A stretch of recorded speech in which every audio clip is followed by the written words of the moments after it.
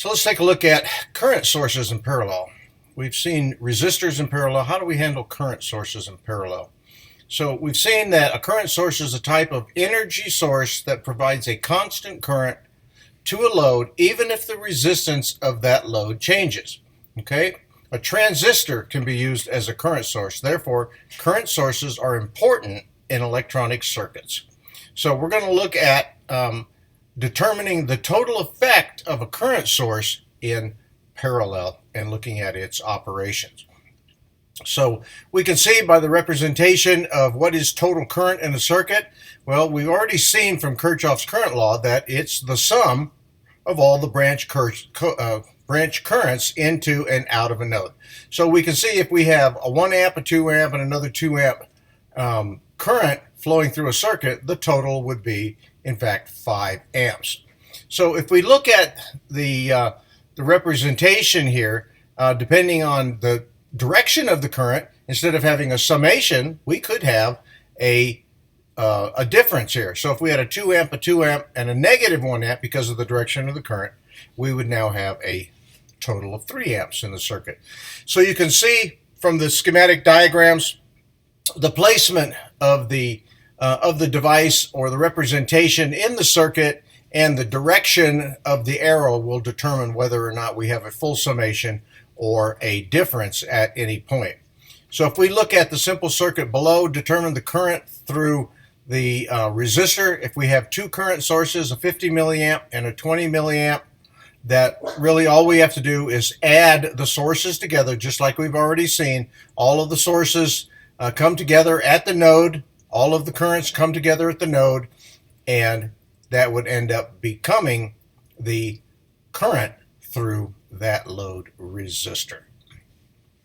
So now this leads us to the concept of current dividers. Current dividers, like voltage dividers, in this case use a parallel circuit as a current divider.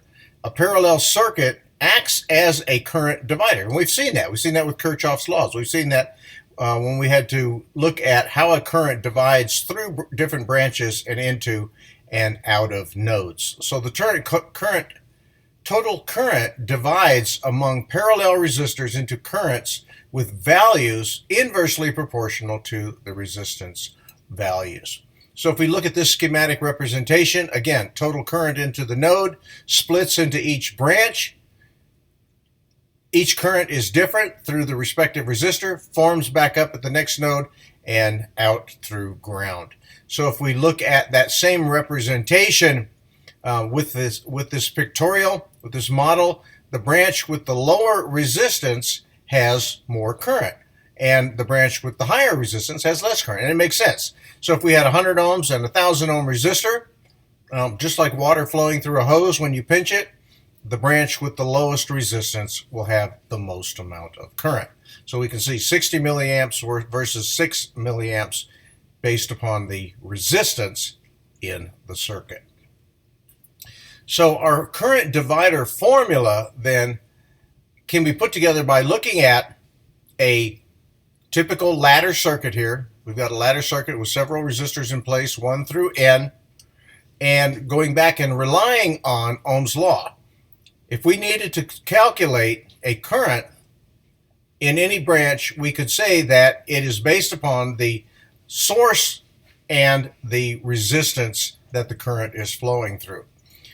So in this case, a second voltage V sub S appears across each of the parallel resistors, and R sub X represents any one of the parallel resistors. The total source then voltage V sub S is equal to the total current times the total parallel resistance, and that's, per the law. So if we substitute I sub t, R sub t for V sub S, then in this expression that we just developed here, now we have some unknown resistance is equal to the total current and the total resistance divided by the unknown resistance, or the resistor event through the resistor of interest. So rearranging the terms, now we have I sub x is equal to the total resistance over the resistance of interest here. So we created a ratio there, and we're going to multiply it times the total current in the circuit.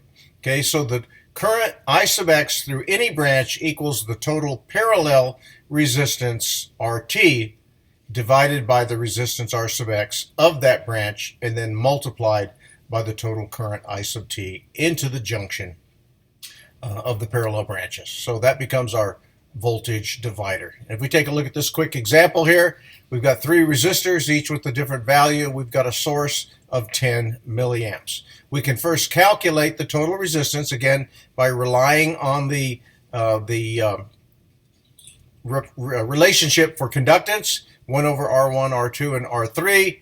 We can calculate that. We can sum the values then as conductances, divide them into 1, and we get 111 ohms. Again, smaller than the smallest. So now that we have that value for our total, I1, I2, and I3 can be calculated based upon the ratio of the total to the resistor of interest. Total to the resistor of interest, total to the resistor of interest, times IT. And in each case, we end up with 1.3 milliamps, 3.36 milliamps, 5.05 milliamps. So we relied on this ratio of the 2 resistors times the total current to determine the current of interest through a specific branch. So when we come back, we'll take a look at the current divider formulas then for 2 branches.